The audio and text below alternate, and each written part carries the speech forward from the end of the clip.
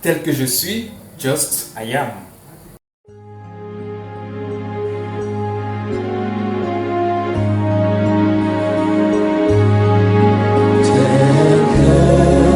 Je suis sans rien à moi, sinon ton sang versé pour moi et ta voix qui m'appelle à toi, agneau de Dieu, je viens.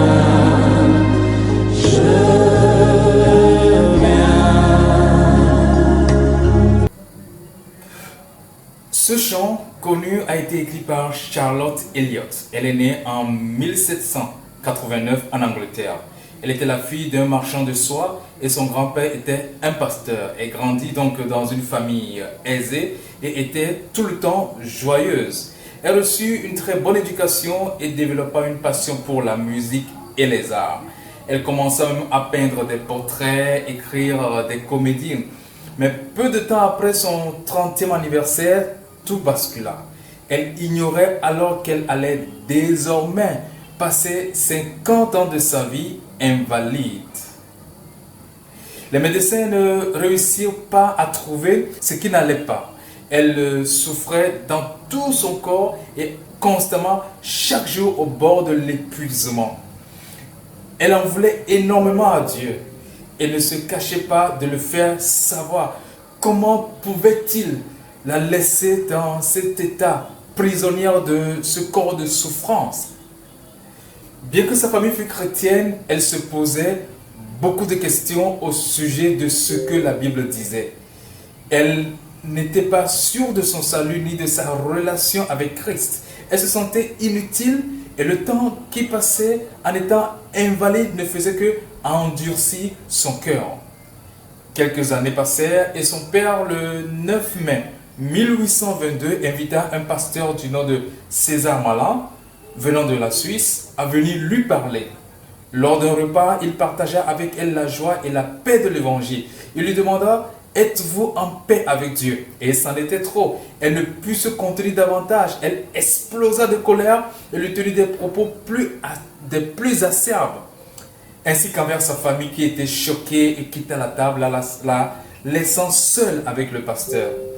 Cet homme ne se laissa pas démonter. Il voyait clairement ce qui se passait en elle. Il lui dit: vous en avez assez, n'est-ce pas? Vous vous accrochez à la haine, à la colère parce que vous n'avez rien d'autre au monde à quoi vous accrocher. C'est pour cela que vous êtes devenue aigrie, amère et rancunière. Ces paroles la percèrent. Combien elle aimerait avoir cette paix dont il parle dans sa vie. Elle revit cet évangéliste quelques semaines plus tard et lui fit savoir que la question qui lui avait été posée n'arrivait plus à sortir de son cœur, de sa tête. Elle pensait qu'il fallait se purifier avant de recevoir Christ. Elle lui posa une question: quel est le remède? La foi que vous essayez de mépriser, lui répondit-il. Si je voulais devenir une chrétienne et posséder une paix et une joie semblables aux vôtres, que devrais-je faire? S'enquit-elle.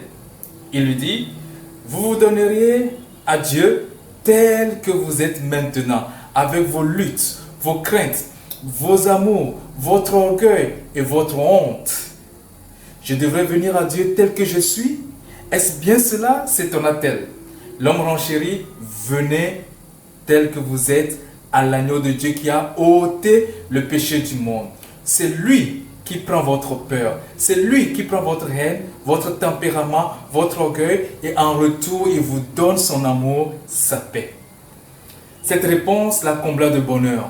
Elle accepta alors avec joie de recevoir Christ. Ce fut le jour où Charlotte passa d'un état de désespoir à une foi qui sauve en Jésus-Christ. Elle ne guérit pas, mais elle passa le reste de sa vie alitée ou en fauteuil roulant.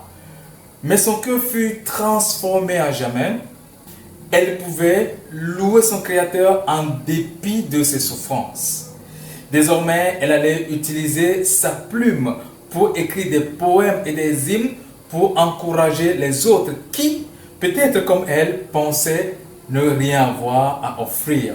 Elle prit donc une feuille de papier et se mit à écrire ces mots. Tel que je suis, sans rien à moi, sinon ton sang versé pour moi et ta voix qui m'appelle à toi. Agneau de Dieu, je viens, je viens. Son poème fut publié et elle fut inondée de demandes. Elle fut heureuse de découvrir plus tard que des copies avaient été vendues pour subvenir aux besoins d'associations qu'elle n'aurait pas pu aider autrement. Le chant tel que je suis fut traduit dans des centaines de langues et publié dans plus de 1600 recueils. Il a été joué plus de milliards de fois dans le monde entier et continue encore à ce jour d'être joué et de toucher la vie des gens. William Bradbury composa la musique et le chant fut publié en 1849. Elle écrivit environ 150 hymnes et beaucoup de poèmes, mais souvent imprimés sous anonymat. Mais le plus connu est « Tel que je suis », qu'elle considère comme étant son chant autobiographique.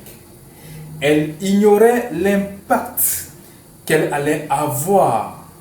Charlotte s'en alla pour la gloire le 22 septembre 1871 à l'âge de 82 ans pour enfin saisir sa récompense éternelle.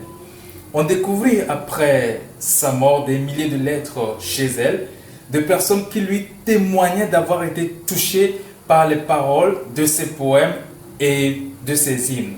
Alors, que faut-il retenir?